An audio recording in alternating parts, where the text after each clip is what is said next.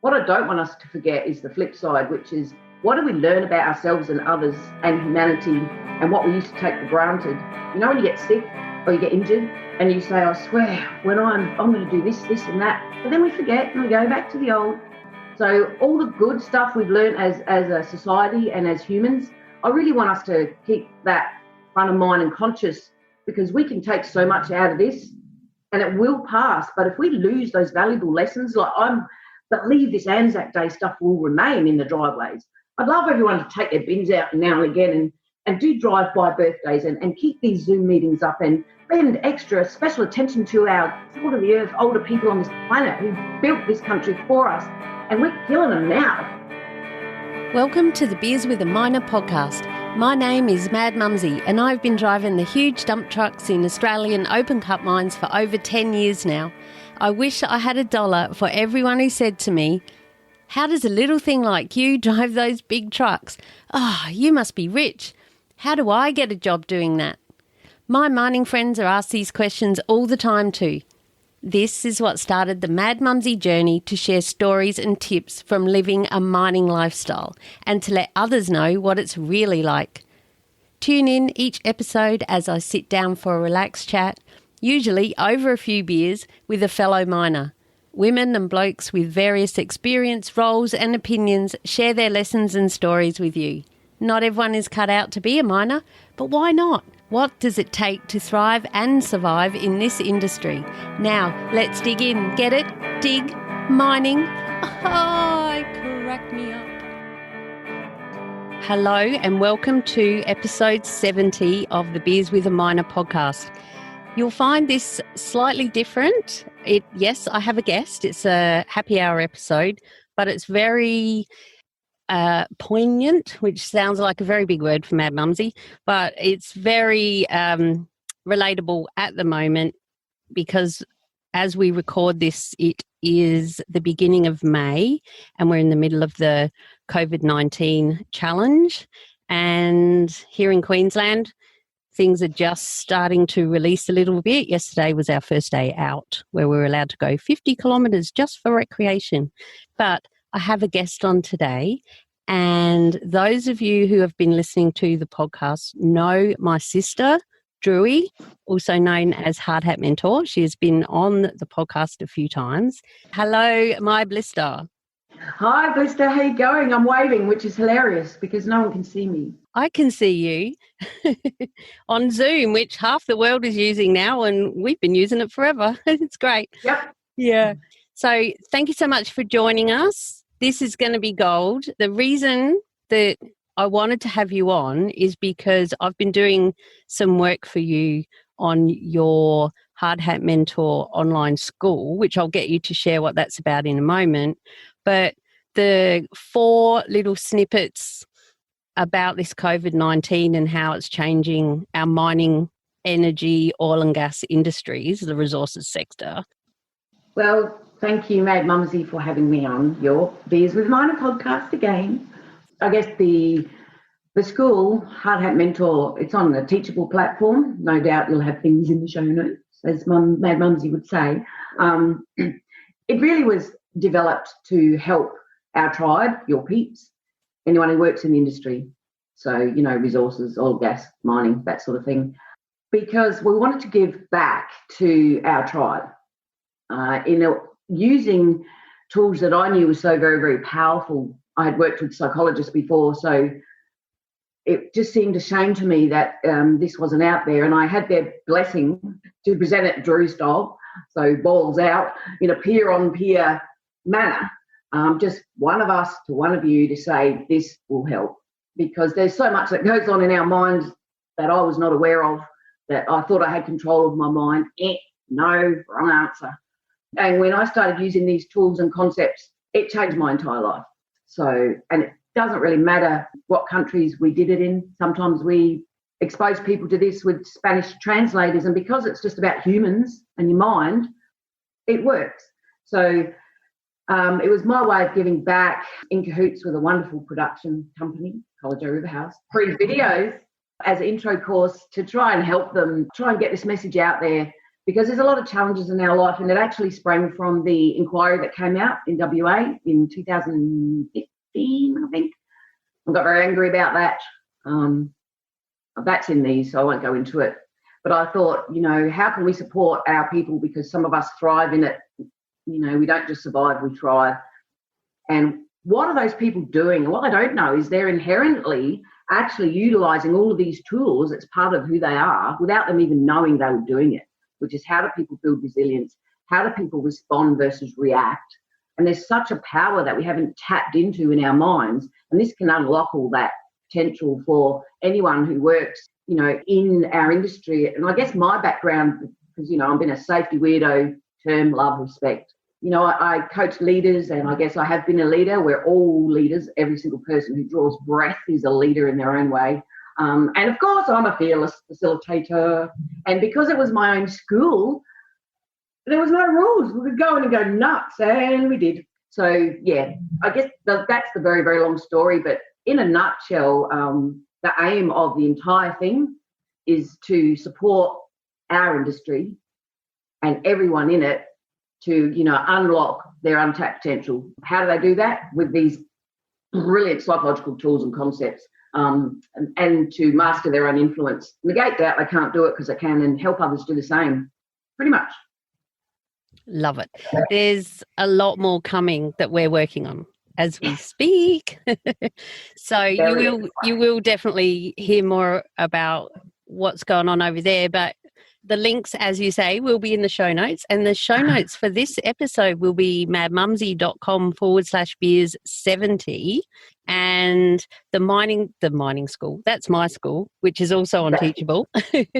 A lot of my listeners know about that one. That's where the courses are for them. But yours is hardhatmentor.teachable.com. But of course, the links will be in the show notes. So we were trying to decide, I was thinking of creating this as perhaps 4, because each of your little segments go about 7 to 10 minutes. And I wanted to perhaps do it as a bonus series. So have 1, 2, 3, 4. And I wasn't quite sure. I was playing around with what I would do with it. And then I realized the next episode was episode 70. And I was like, that's it. It has to be a podcast episode with my sister. So you might be listening thinking number 70, like it's not 50 or 100 or 1,000 episodes. But number 70 is really important in my life. It's even on my number plate, on my rego. And it's because we both grew up racing motorbikes, and number 70 was my number. And the universe said, no, this has to be with your sister. So, and your number was? 57. 57 and 70. They're our 2 favourite numbers. Yep. Yeah, so we both did it for, must have been 10 years every weekend between netball and softball. And then we went around and raced mini bikes. So yeah, dirt bikes, not road bikes, by the way. Yeah, dirt bikes, exactly. Yeah. That's right. Road bikes. Yeah. Want to risk your life with drivers. Yeah, that's what Dad always told us, wasn't it? He said, well, at least on a track, because a lot of people said to him, how can you let your girls ride motorbikes? Aren't you scared they're going to get hurt? And he said, well, I'd rather they were doing it there than on the road, because at least we're only racing against other motorbikes in a controlled environment with procedures and, and hazard prevention and all of the things. I didn't even think about that, Dione, until now. Going the same way. Yeah, that's right. Yellow flag, got to slow down. Sorry, with all the PPE on. Yes, you had to have your PPE on, and if you had to obey the rules, like the flags. If a yellow flag come out, you weren't allowed. Oh, my God, I never thought of this. If the yellow flag come out, you had to slow down. If you overtook someone under the yellow flag, the caution flag, you were disqualified, because there was no replays or anything on the big screen. It was just run the meeting without an ambulance on site, so they mitigated the risks as far as practicable. They did. Oh, my God, we need to... Right. Note to self, write this down. We will dive deeper on this probably on our other upcoming project. Let's quickly touch on that because, and then we'll go into what this one's going to be about. But we are starting a collaboration that you'll have seen out there because we have our little Facebook page and we're working on a few other exciting things to come with that. But Steel Cap Sisters, that's the two of us together because you've got Hard Hat Mentor, I've got Mad Mumzie, and we wanted to do something together. So I'll just plant the seed. I might have planted it earlier, I can't remember. But watch out for that, us two getting together this year, and you're going to see a lot more of us hanging out. It was funny because when you do the intro, you said, I'm Mad Mumzie. I said, I'm Hard Hat Mentor, and together we are Steel Cap Sisters. Hey, we're getting it. We're starting to nail that, aren't we? Yeah, that might be a little hint of what's coming, guys. Mm-hmm. All right, so let's talk about this episode, though, episode 70, and in this Corona crisis, COVID-19 challenge, whatever you want to call it. So what inspired you to do this? What was your trigger? Oh, am I talking sexy to you now? I'll just explain that because that sounds creepy.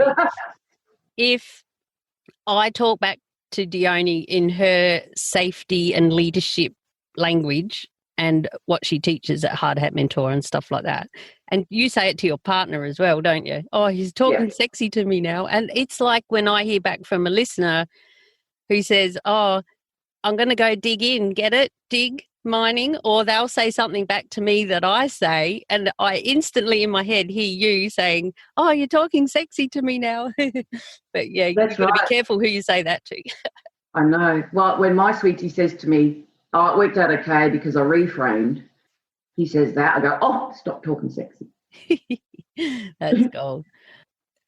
Share with us now what triggered you to make these recordings. Well, I guess I hadn't really, everything had changed for me because I was working from home. So there's a lot of us in our game who are working from home now versus working on site. And that was a real cultural shock to me and others. And that I was going through a few, I guess, evolutions in my mindset of how I could make this work. Of course, we must practice what we preach. Even though I usually say things like, you know, well, Sparkies have extension cords everywhere in their house. Sure, they don't as a general rule, but that's a metaphor for me, meaning how about I look in the mirror and get my own headspace right so that I can value add from home and so that I can not let the pressures of this particular crisis get to me in a negative way. And normally when that situation comes up, I decide, how can I help others? Because by thinking about how I may be able to help others always helps me, puts me in a better place. And so it's sort of in my mind was secure your own oxygen mask before you assist others. And so I went through a few stages of having to re-secure, refit my own oxygen mask. And the way that I did that was create a few pictures and find a few pictures. And I had 4 pictures that I focused on when I sent you those recordings, just thoughts around this current challenge, because you and I had spoken often about it off air, off the record, if you like. I thought I might just get some thoughts down, and knowing Mad Mumzie, she'll turn it into a podcast. And I shouldn't say that so blasé. It's very humbled and honoured that you would even consider it. Yeah, I speak about these 4 pictures and aim it right at that challenge and what it meant for me, and possibly some call to actions for our tribe, our peeps, FIFO, Dido, anyone in the resources industry, of what are they going through and what's their journey. So it was just to open up conversations first in my own head, then share with you, and then maybe that will help others start to self-reflect and think, what could they do? And pretty much it's all about what we can control. And we can't control much except how we choose to respond to anything. And this was my choice at the time. I chose to respond in this manner, which was talk about these pictures I was looking at and what they meant to me and what thoughts they triggered. I guess. Yeah. Love it. For those of you listening, those pictures will be on the show notes page, which Dione says through these little snippets as well as a reminder. But if you're listening in an app, especially an Apple phone, iPhone, you can click where the notes are and it will give you more, and hopefully there will be pictures there. Big test. This is going to be a technology test for me because I think I can insert pictures into the show notes. It'll work on some platforms and not on others, but of course they will all be over on the show notes page, which is madmumzie.com/beers70. So that'll be really good, guys. I hope that you enjoy listening to this, and stay tuned at the end because we've got a couple more things that we'd like to say. And I really want to address a little bit of something that I haven't even mentioned to Dione yet about drinking at home when we're all isolating. Since this is called Beers with a Minor, and we have spoken about we have covered your preference for drinking in the past, which is one of the questions that I ask all my guests. So if you hang around at the end, and we'll just chat about a few other things that have a bit more to do with what we're all going through at the moment. And if you're listening to this in the future and go, oh yeah, I've heard about that in the history books, when the whole world got shut down, well, listen in and you'll hear a little bit more about all of that. So without further ado, let's dig in. Get it? Dig. Mining. Crack me up. Okay. G'day folks, Drury here, Hard Hat Mentor. Well, the world has spun off its axis since the last time I spoke to you. I felt the need to reconnect and share some thoughts. Initially for Mad Mumzie, my blister, and knowing her, she'll turn this into a podcast probably. So g'day Mad Mumzie's Beers with a Minor peeps, and hello to my FIFO tribe. I'm looking at a picture now, which will be in the show notes, I'm guessing, Mad Mumzie. I have a big photograph of old school miners, real old school miners on the wall. And it looks like they've even got candles on their hard hats. That's how old it is. And this corona thing, this COVID-19, it's a hard time. My journey, been going through all sorts of emotions, and it got me thinking, well, what can I do? And I guess the first thing we all have to be mindful of is, before we think what we can do, what are we doing for ourselves first? So I'm thinking this could come under the umbrella of the title, something like, one of my favourite sayings is, secure your oxygen mask before you assist others. So in this time of sad, devastating, heartbreaking news from all over the world, and also news that's uplifting because humanity's stepping up, but it's very uncertain, especially our tribe and peeps in our industry. We don't know what's going to happen, and we've seen so many changes in a very, very short time. It's so strange, everything that's going on at the airports, everything that's happening on site with social distancing, as they call it. I'm not a fan of that term, social distancing, no. I prefer physical distancing, because we need to stay socially connected, hence me reaching out to you guys. But physically, we do have to stay distanced. And I know it can be hard, especially on site, to take on board all these new changes. And we might not understand, why is it that we have to do different things in the mess and do things at the airport, and then we go down the hole or go to work, and at times we can't do that just because of the nature of the beast, and we have to get close. And I thought, well, you know, we've made agreements so that we can keep operating with the governments and so that we can help the economy. We are blessed to have a job still. Let's think about that for a minute. We are very blessed. I feel very, very grateful to be in an industry where we still have a job. So that's important. But when it comes down to the why are we asked to do so many things differently on site, and then perhaps have to work very closely with people at work? And for me, it makes sense, because as the world changes, our rules and what we have to do to keep up and show that we're doing our very, very best as an industry to keep going is to stand apart, as it were. And it's hard because, you know, we're a family, we're the other family. And we always got each other's backs. And in this time when it's so hard, we want to be there for each other, and yet we can't get too close. We can't get together after work like we used to. So it's really, really hard. But if we continue to do the right thing, and I know that you are, all of you, stepping up, you're taking on this challenge brilliantly, as hard as it is. We do this, we can keep operating. If we don't, well, who knows what could happen. I don't want to think about that. So we're not only protecting our friends and our family and our co-workers and our loved ones and all those high-risk people back at home, but we're also helping to keep our sites open by showing that we're doing our very best on site to shadow, I guess, what's happening in the world. So I'm looking at this picture and it prompted me to think, well, look at them. They worked so hard and they stood together for us to pave the way so that we've got an industry that we've got now. And then I found a picture from a band camp of an underground miner, a shadow of him on the wall down the hole of the headlights, and his shadow looking up at a face. And he was all alone. And I thought, that's sort of what we got to do to stop the spread.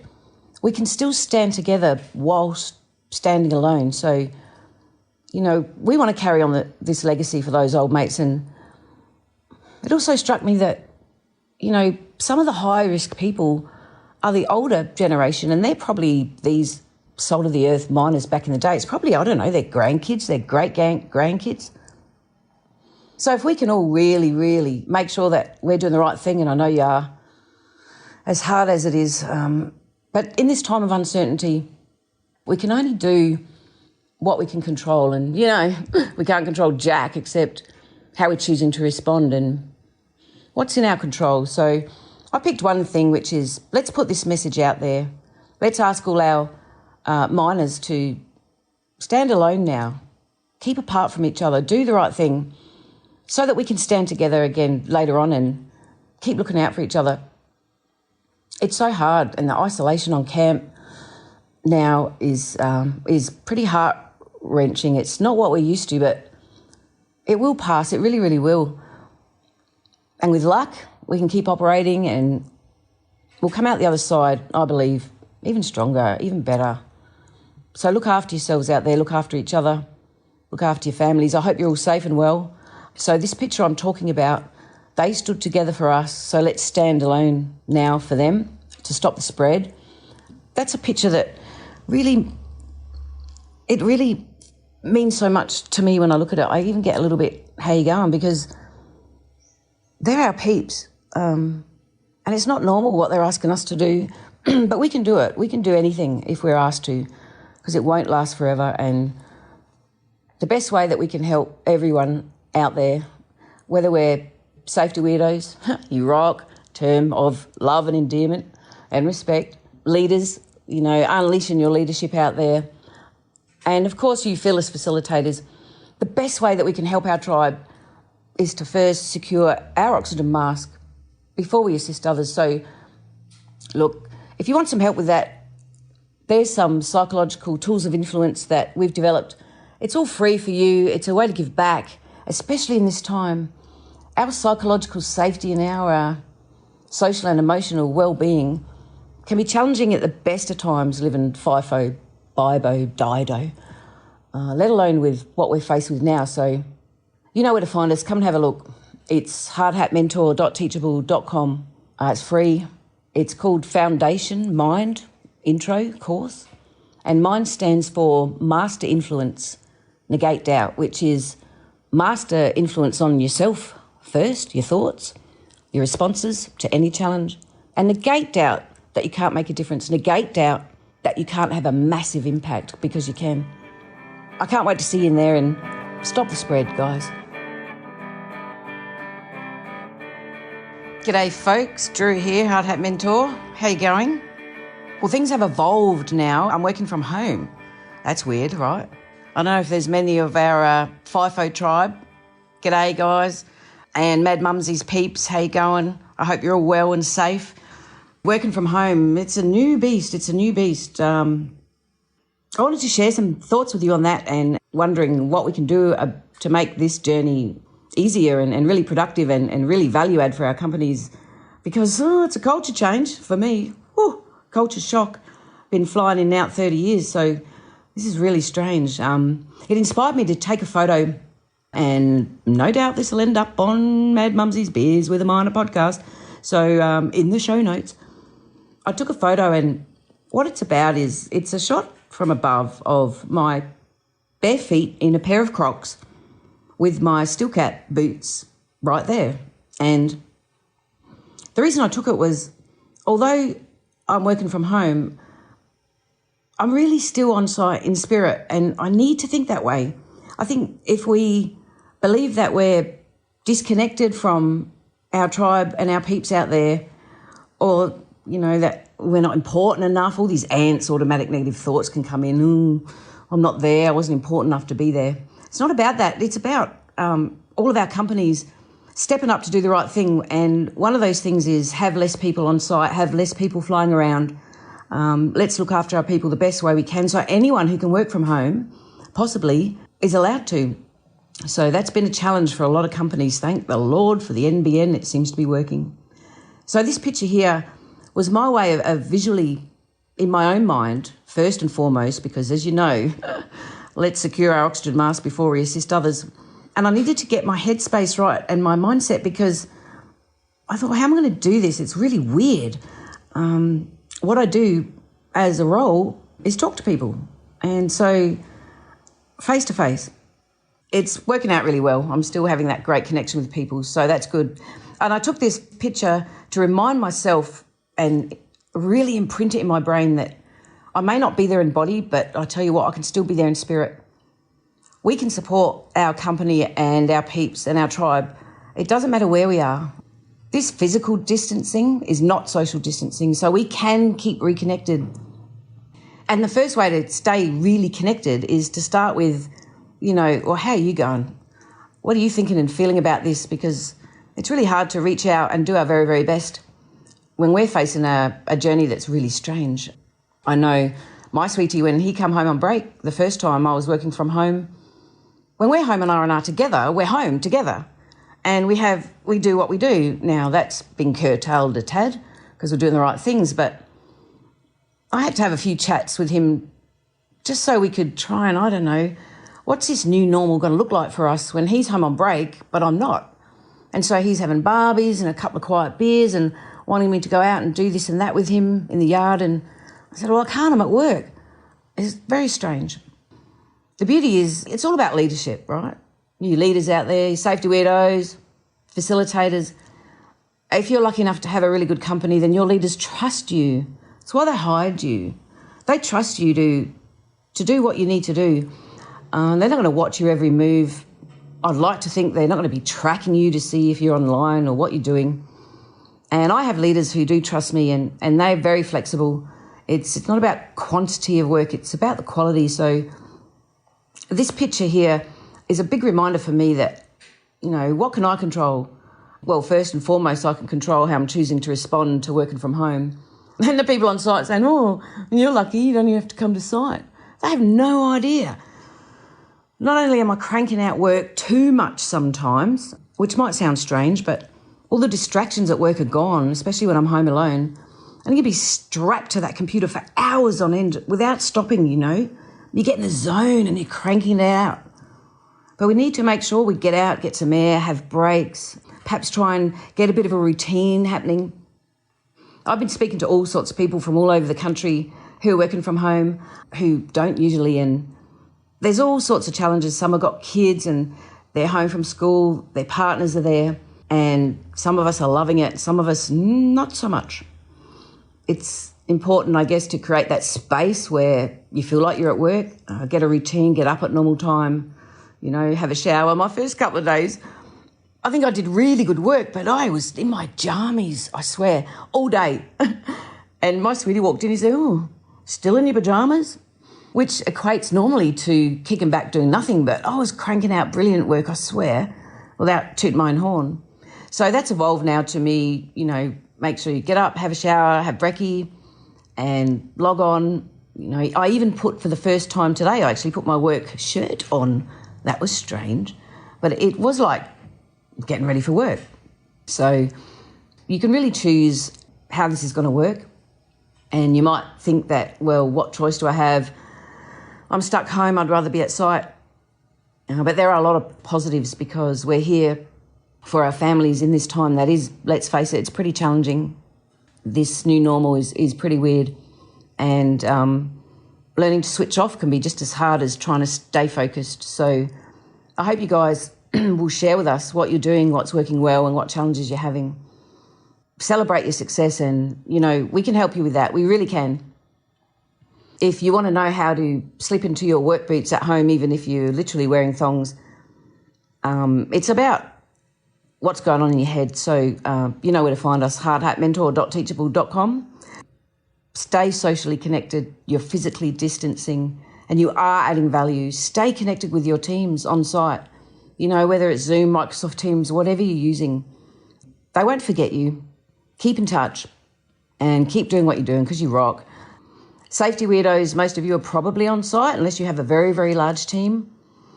The leaders out there who are unleashing their leadership and fearless facilitators, whether you're on site or at home, if you are still on site, please don't forget us, those of us who are working from home.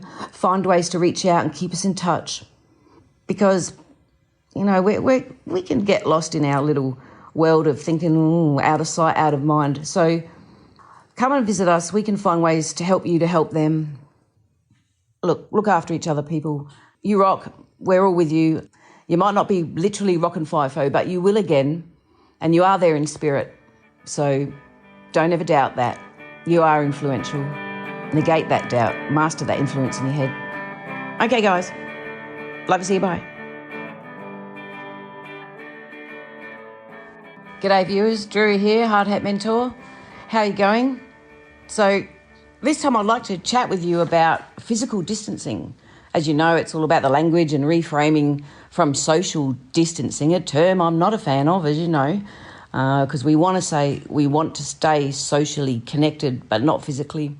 Hi, Mad Mumzie's tribe, peeps out there, beers with a minor. This picture I'm going to talk about will be in the show notes, no doubt. This will end up being a podcast. Hi, Blister. So I've been working from home for a little while now, and I'm hoping that all of you, whether you're at home or on site, hello, my Rock and FIFO tribe, that you are all well and healthy and doing your very best in this new normal. Please always remember this too shall pass. So what can we do? What's in our control? Only the way we choose to respond. That's it, pretty much. We can influence a whole lot, though, and I was inspired, whilst thinking about that, I was inspired to try and help our elderly neighbours because, that they're high risk. So our neighbours, we're pretty tight. We're on half-acre blocks here and we have chickens. Most of you know that, who know me. #ChooksRock, check it out. And they keep losing their chickens to foxes, whereas we've, at great expense to the establishment, have fox-proofed our entire chicken run. And so we have chooks that survive, and so we give them a lot of eggs. And normally we just hand them over the fence, have a bit of a chat over the fence, as you do. But now, in this time of physical distancing, we really want to protect them because they're in high risk, and I really like our neighbours. So the picture that will be in the show notes, it shows you the first way that we chose to do it. And my neighbour that you can see there, he came up with this idea. It cracked me up. This was literally the first time I'd seen it, and he's leaning over with a crab scoop net, on a bamboo pole with a wire basket on the end of it. And he's put that over the fence, and inside it, the picture you can see, I'm reaching in and I'm grabbing out some homemade cookies that his wife made for us, which was so cute. And I said, well, wait there. And I ran inside and got him some eggs and put the eggs in the basket, and he took them back, and it just cracked me up. So I got my sweetie to take a photo. So that was the original method to exchange goods with our neighbours. And within 3-4 days, I could hear bashing and carrying on next door. And so the second picture is how it evolved. And what you'll see is he's actually put a frame up on the fence with a swing arm and a tool and another arm and then a toolbox on the end. And this can pivot across from one side of the fence to the other. And what you do is you put whatever we're exchanging in this toolbox. And it reminded me of those old, the old mailboxes you see in American movies where they've got that little red flag and it goes boop and it flips up when you've got mail. So normally, when you look at this picture, the arm and the toolbox sits in the middle of the fence. But if there's a gift for anyone, you swing it over to their side of the fence. And so now you can put gifts in the toolbox without even calling out or making sure they're in the yard, because if I go outside and I see that the toolbox is swung around, I go, oh, there's a present. It's really, really cool. So this is the really good thing I'm seeing. You know, I'm sure that a lot of you are seeing humanity and how they're stepping up and looking after each other in innovative ways of doing things, because we really need in our minds, as you know, if we're going to help others, first and foremost, we need to secure our own oxygen mask before we assist others.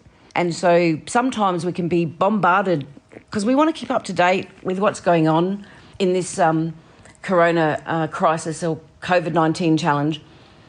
And sometimes when you have the news on, it just rips your heart out because the whole world is going through so much. And so we can find ways to balance that out by, you know, only going to trusted sources. I'm a fan of the ABC. And also limiting how much time we spend getting bombarded with all this death and sadness and economy falling down. The world will get through this, we will. But at the moment, it can really hurt our, I believe, social and emotional well-being, on top of us being isolated at home.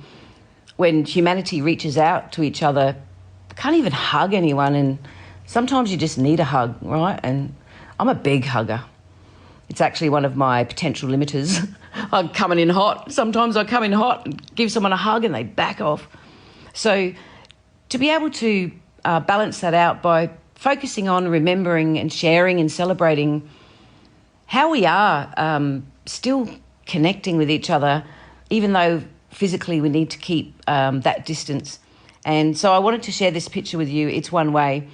And I'm loving all of the, for my mind, to try and do what I can do in my control is to balance all of the sad news every day and every night that we see with keeping up with what's going on in the world, where people are still connecting, like whether they're taking their bins out in weird weird costumes, or they're doing drive-by birthday parties, or, you know, they're all getting together and there's heaps of people on a screen and they're singing songs.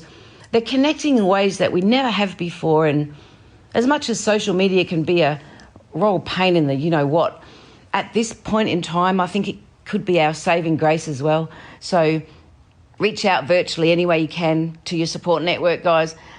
It's really important that we do that, because we're going to come back together, and I believe we're going to come out stronger and better.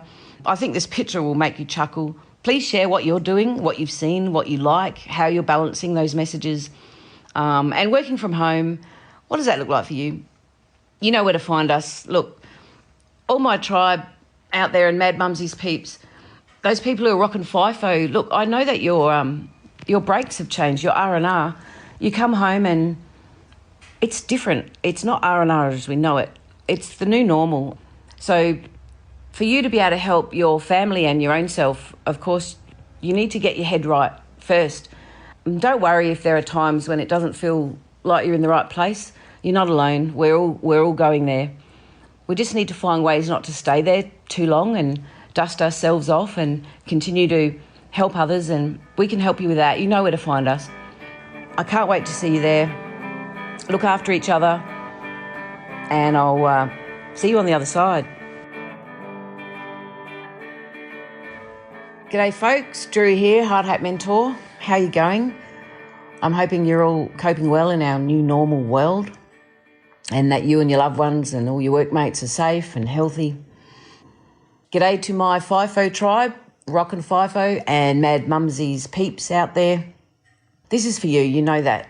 We're all in this together, and in this new time, I guess especially for those of you who are still on site and those working from home, but please look out for our tribe. I know that you are. Of course, you need to look after yourself first before you can help them. How's that saying go? It's secure your own oxygen mask before you assist others. So I was trying to secure mine the other day, and I guess building on a a conversation I shared with you earlier around balancing out the messages. So there's a lot of changes on site. There's people doing new rosters, trying to readjust very quickly to changes that are happening every time they come back. Something is different, whilst still working through all the challenges that have always existed in our industry, at work every day, just trying to get her done and living that FIFO life that is different now, very, very different now. So they need your help. So all your safety peeps, your leaders and your facilitators, sometimes when I'm trying to help others, as much as we need to hold them accountable and have those performance management conversations and hold people accountable, sometimes we don't take a breath and celebrate the small wins along the way and balance out this messaging, because everyone has a why they're making the decisions they're making. Especially now, if you see people making some strange decisions or behaving in a manner that isn't really them, and let's just give everyone a break, because there's a lot of pressures, extra pressures on all of us, including you.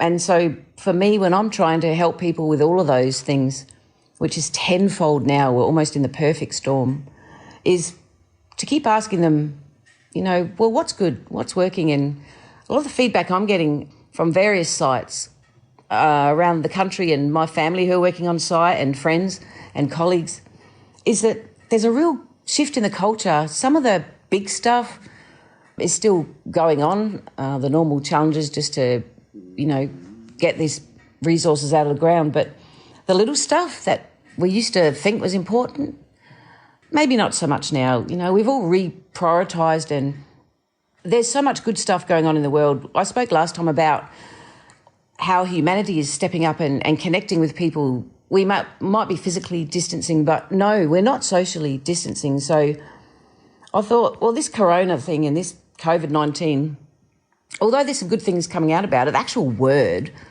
is like an evil thing. It's not a good thing. We want it gone, be gone, corona. And there's a lot of really smart people in our medical profession and scientists researching ways to find a vaccine. Could be a while. So I thought, well, like I did with the FIFO acronym, I got very, very angry when the inquiry came out about the effects on our mental health in FIFO, and the rest of the world just attacked us, our tribe, and said, oh, well, why don't they just quit, or don't be so greedy? They just want toys. Oh, they have no idea. They've never worked in our world. So I want to stick up for us and try and reframe, if you like, the FIFO acronym even, to try and balance some of the messaging so that, it can be challenging and it doesn't work for a lot of people, and that can have impact on their lives. But at the same time, there's a lot of us out there, we're not just surviving it, we're thriving. It works for us and for our families. So I wanted to get people to share what's working well, and I started with the FIFO acronym. So instead of it standing for, something negative like fit in or fork off, changed it, and I think the first one was forging incredible friendships on site. And that got people opening up conversations around what was good around it. And so we've spoken earlier, I shared about what I've seen and what all of us is really good, the good stuff that's happening in the world with people, the way they're having weddings, the way they're having birthday parties, the way people are socially connecting in ways that just was not happening before, innovative ways to be connected. It's just gold. I'm loving it all. So this picture I'm looking at now, I created just a visual snapshot of the corona, the word, vertically, and Mad Mumzie would say it'll be in the show notes. So corona vertically, Corona. I wanted to make us think about it in a different way. So what I was seeing happening, and to make this acronym remind us of that, is the C is catapulting our reaching out nature, all in this together. And that was just a quick snapshot I put out there, just trying to get people to think about it in a different way. And I guess for all of you out there who are possibly at times struggling, if you want to find ways to help yourself reframe, if you like, this is a classic reframing. You can learn all about it. You know where to find us. We're on hardhatmentor.teachable.com, and there's free stuff out there. We want to give back, especially now at this time. all of our people on site, everyone at home. You know, we've got untapped power that we might not be using at the minute. But if you don't know how to tap into it, that's what we can help you with. Come and see us. And these tools are very, very powerful. One of them is framing and reframing, how we can switch around what's going on in our heads for a better outcome than possibly what's going on at the minute. I can't wait to see all of you in there, my FIFO peeps, safety weirdos and leaders and fearless facilitators. You rock. You're not rocking FIFO, but you will again. And some of you still are. So while you are, find every opportunity to reframe your own thoughts and help others to do the same. Stop the spread. We're all in this together. Look after each other. I know that you are. This too shall pass. Now for a word from our sponsor, Julia Hartman and the Bantax Accounting Group. Julia's my awesome accountant. She's written 2 books with financial expert Noel Whittaker, and she's got a passion to help us miners make the most out of our hard-earned cash. She's got heaps of tips and make sure that we get every cent we are meant to get, and is right on the ball with everything. If you head to bantax.com.au/miners, that's BANTACS, you can download a free booklet all just for us miners. And there's also a spreadsheet in there that helps you check off what tools you have for your trade, like your isolation lock, work boots, 7 shirts, all of these sorts of things, and you can weigh them up and it'll tell you if you qualify weight-wise to claim your trips out to work. And that's just one of the things that they've got over there. So I strongly urge you to head to bantax.com.au/miners and see what they can do and find your nearest office as we come up to tax time. They're really on the ball, know what's going on with the tax department, and there's heaps of other free information like property investing. If you really plan on doing some great things with your money, you want to do that, right? If you want to sell your house, can save a lot of money if you find out what to do first rather than in hindsight. And Julia, she'll, make sure you get it right. And if you do it wrong and then go and see her, she'll up you in the nicest possible way, because she really cares about us and wants us to keep our money and not give it to the tax department. Anyway, head over to bantax.com.au/miners and tell them Mad Mumzie sent you. Okay, guys, there you go. What did you think of that? I hope that you have a whole new thought process about what it is that we're going through, or perhaps you're not actually going through it, like working from home, but you know other people that are, or your partner is, or someone who is on your site isn't there, and you think, oh, they're at home doing jack, doing nothing. I think it covered a lot of points of view, and thank you for sharing that with us, Story. That was gold. Well, thank you so much. I'm, again, humbled and honoured, as always, that you would choose to put it out there to the world. Well, it had to be. It had to be. So I have a couple of questions, because I too am working from home these days, and I do like a beer. And if I'm home and I'm not having to drive anywhere, and it's like, well, and I can do some of my most creative work after I've had a couple of beers. And it just releases a lot of the things, but we have to be very careful where that pendulum swings. It's like eating and exercise. It's all of that.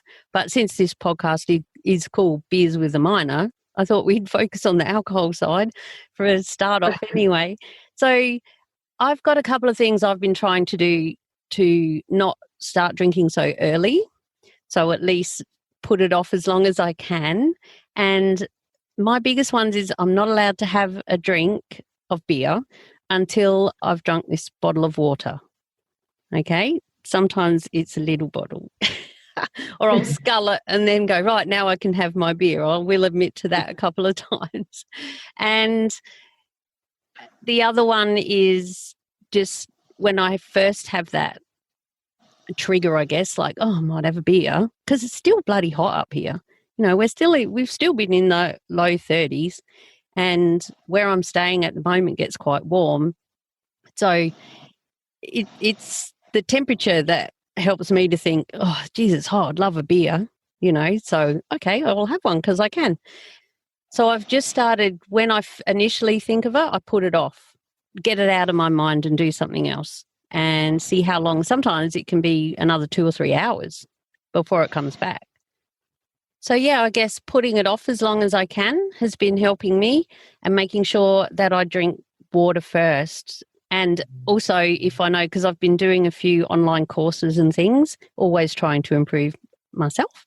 And when I'm doing those courses, I, of course, I'm not drinking when I do those either. So, because you've got to stay focused and, I'm seeing it as work as well. Different if I'm doing a podcast interview, because especially for my podcast, Beers with a Miner, was just done Australian, not to have a beer when your podcast is called Beers with a Miner. So have you had any challenges like that? And if so, how are you dealing with them? Yes, very much so. Not just, as you say, alcohol, but the food, the difference at work, on site, been flying in and out 30 years, you can only eat what you take with you. And you can only eat when you have the chance and the time. Versus, I just head turns right, there's fridge calling me. And also when my sweetie's home on R&R, food, glorious food is a social event.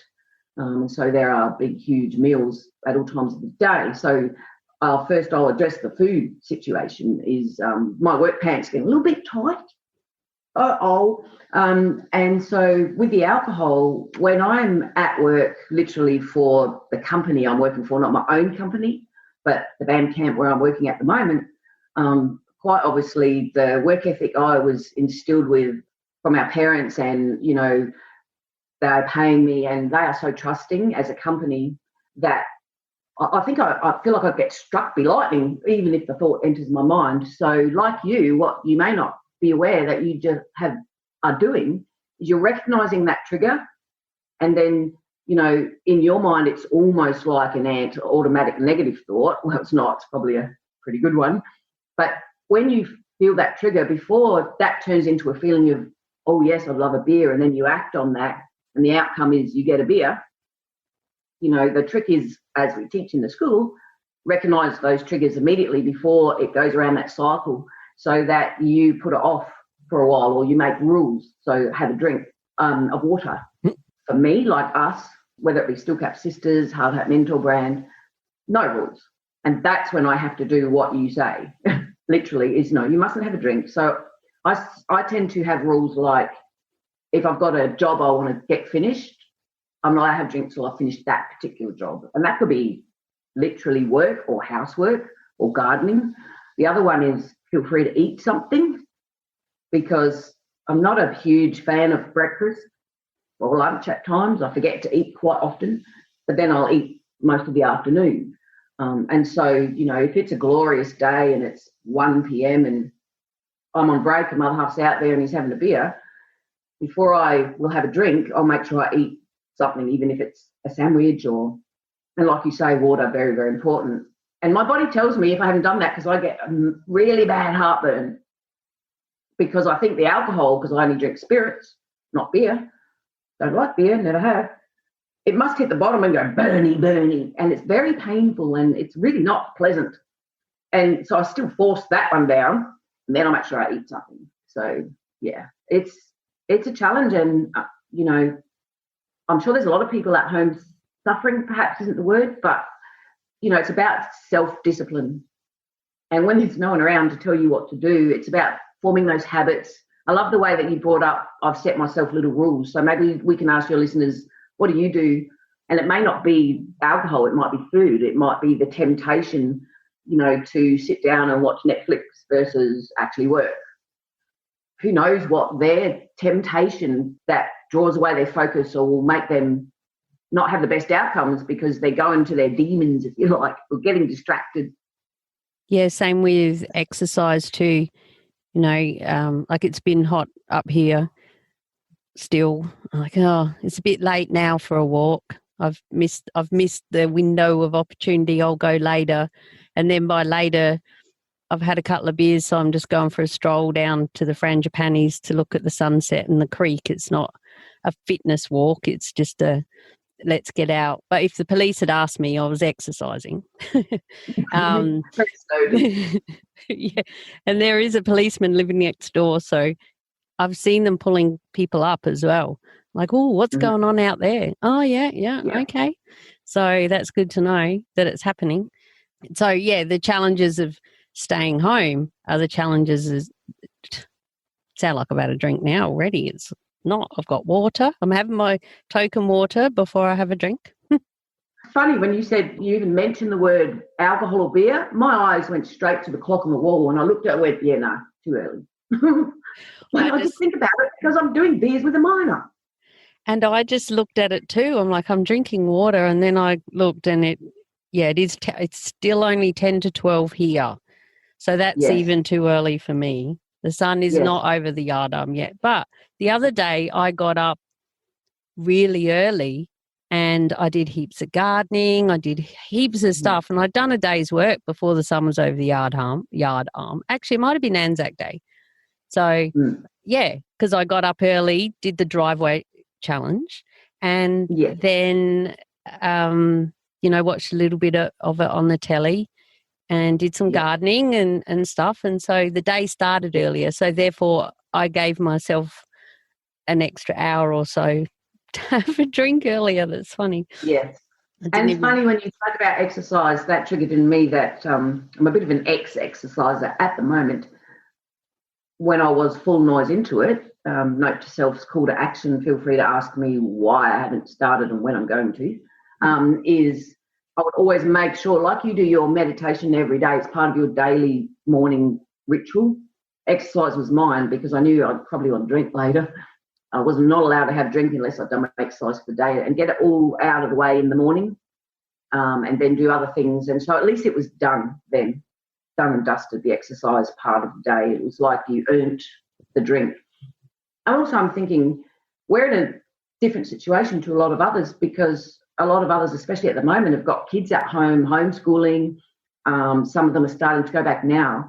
And most of those people probably don't even think about alcohol's not their problem. It's dealing with the children and some of them their partners at home, all of them all crammed together. So presents a whole nother set of challenges, and it would be very, we've seen a lot of it on TV and online of tips and things people are doing to deal with that particular challenge of we're all stuck in here together, we're all in this together, all right, and we love our family and we love our other halves, but that close for that long, what are we doing? So there are many different, levels of challenges depending on your own individual situation. I don't have children, but others do. So that would be, I'm not blessed with them. So that would be an interesting scenario depending on what setup they have too. And I've spoken to a lot of people working from home who do have the kids, and they say it's very hard to, in all sorts of ways. That'd be a whole nother podcast, I think, talking about all of that, because it's not a small subject. When we have been in our little bubble at home for whatever reason, maybe we've had to work from home, or maybe we're not working at the moment, and now all of a sudden you get a job and you've got to go back out into the world, or you've done your 14 days social isolation because you travelled interstate, or like you were having to work at home now. And then when it comes time to going back to work, getting back out in the community, I know I had to go out somewhere last week, and I hadn't been anywhere for nearly 2 weeks except to our local supermarket. And I felt really weird and vulnerable, and it felt wrong. I shouldn't be here, but it was an essential trip. And I just wanted to hurry up and get the hell back home, scurry home back to my safe little nest. But when it comes time that we must do it, like you must get on, like for instance yourself, Dione, when you will be going back to site and doing your face-to-face coaching and all the things that you do, and meetings and everything and getting on a plane and stuff. How do you feel about getting your mind ready for that to happen, I guess, is where I'm coming from. How do you set up for success for that to work and not freak you the hell out like I did and turn around in my V8 and storm back home? Very good question. I guess there's a few questions in there, and the first one would be, because this has gone on for a while and it doesn't really matter what your situation is, all of us have had to learn a new normal, including the people flying home who have stayed on site. Their R&Rs have changed dramatically. Their rosters have changed. So there's a whole different gambit, because they need to adjust not only to all the changes on site, all the distancing, but also when they get home, it's not R&R as they know it. It's like a Clayton's R&R, because they really can't go and do things, and they can't, all their peeps are actually in one place now.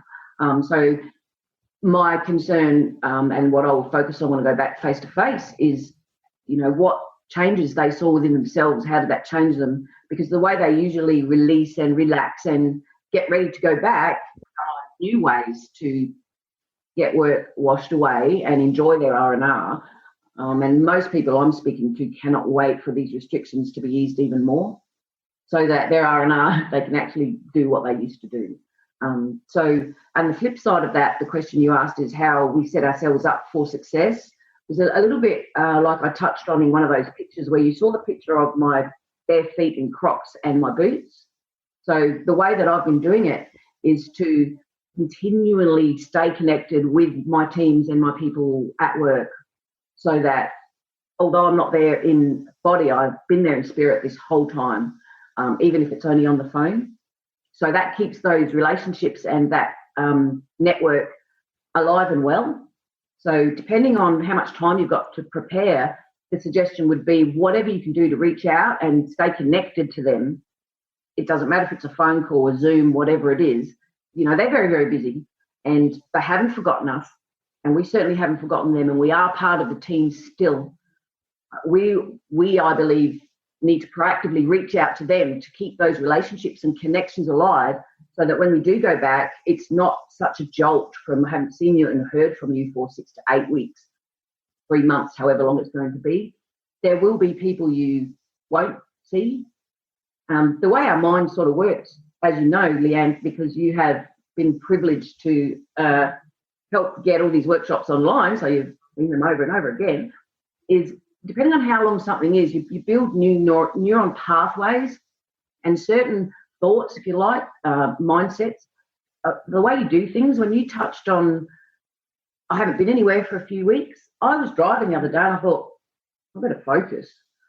Really not driving much at all. And so that automatic pathway that you can do off in alpha with the fairies seemed to have vanished a little bit. It was almost like I was relearning how to, I wasn't scared, but I wasn't automatically just doing things, and I had an automatic car, which perhaps is a good thing, because it makes us be more aware that, I'm actually in a car and I need to stay focused. So for me, going back to site is going to be very strange, even though I believe most of us will be fine, and most people who go back out into the world will be fine, because it won't take long before those old pathways are reawakened, and we will, though it will never be the same again, we'll remember, and it will trigger from our subconscious into our conscious working mind. Oh, I remember this. What I don't want us to forget is the flip side, which is, what do we learn about ourselves and others and humanity, and what we used to take for granted? When you get sick or you get injured and you say, I swear, when I'm going to do this, this and that, but then we forget and we go back to the old. So all the good stuff we've learned as a society and as humans, I really want us to keep that front of mind and conscious, because we can take so much out of this and it will pass. But if we lose those valuable lessons, like I believe this Anzac Day stuff will remain in the driveways. I'd love everyone to take their bins out now and again and do drive-by birthdays and keep these Zoom meetings up, and, spend extra special attention to our salt of the earth, older people on this planet who built this country for us, and we're killing them now. So I'm getting a bit thin and I'm off track a little, but I believe that what you're saying is very true, and how everyone does it will be individual to their own good selves. They need to put their self-belief boots on to know that it's going to be okay. They will learn very rapidly how to go back out there. And it's not a bad thing if they're more mindful of everything around them, because we've been walking through in a day's half of our lives possibly. And all of a sudden we're noticing, oh, there's a person. Oh, how close are they to me? Well, now when we see them and all this is gone, we can say, g'day, and imagine being able to just not be scared. Oh, they got it. You know, let's hug people again. Oh, my God, so many hugs to catch up on. Did I answer your question? Absolutely. That was freaking gold right there. That will keep us all thinking about the valuable lessons that we've learned as a society. And I guess one thing I would add to that, and I know you would agree as well, is how much more value is being put on certain people in the what's the word, in employment, what their roles are, what they do, like the people at Woolies. Yep. Thank God they kept going, and they just kept bloody being there when everyone's fighting about fucking toilet paper, for God's sake. I mean, that's when it first started getting real in Australia, when you're seeing on the news people fighting about toilet paper. And why toilet paper? No one knows. But it really, that gets me a bit thing, obviously. And it's how important the people at Macca's are with their drive-through coffee. We can still go and get bloody coffee. Well, we can here in Queensland. In England, they shut all Macca's. They're opening 15 this week. That's it. So, you know, we're blessed to have been in Australia, for those of us that are listening in Australia, which most of my peeps are.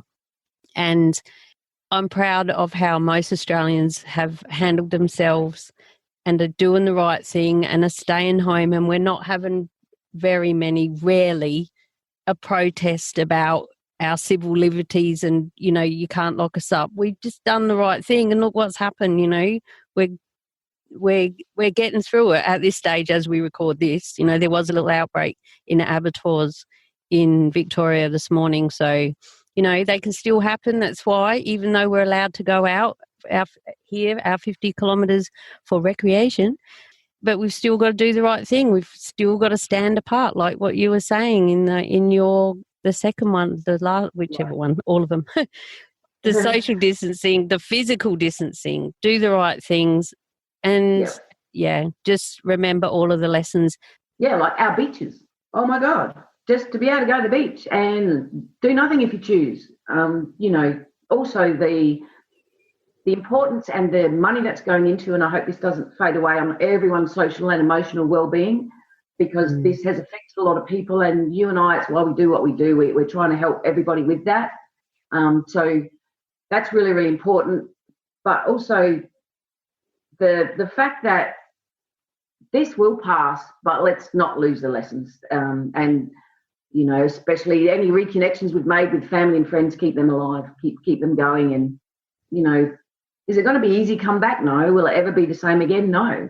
Maybe it was never meant to be. I don't know. But thank you so much for having me on. It's glorious. It's been a pleasure, and I never know what's going to pop out of us. So you have a way of getting people to speak in a manner that's deep. So thank you. Oh, thank you. Thank you. And I think too that as you were saying that, I was starting to think about how many people that have used this opportunity to perhaps reframe their whole life, because they're like, you know what, I don't want to do that anymore. I don't, what they've been doing for their whole life. What else can I do? There's a lot more online courses. There's uni courses that are all subsidised. There's so much of a grand opportunity right now for reinvention and to focus on what it is that you really want to do, that you're going to go and be able to do and enjoy and feel like you're adding value to the world, and not just wait until you've got a bit of time off in whatever industry you're working in. And for those of my peeps who are listening who are so desperate to get into mining, you know, you're not even there yet, but still start thinking about what it is that you do now and how we can just all think about adding a little bit of value to those around us and the world at large, really. Yes, and all those people who lost loved ones, all those people who don't have work, all those people who are suffering terribly. Let's just hope that in a real timely fashion, they get the help and assistance they need and they get back on track, because we are a lucky country. And my call to action here also is please download the app.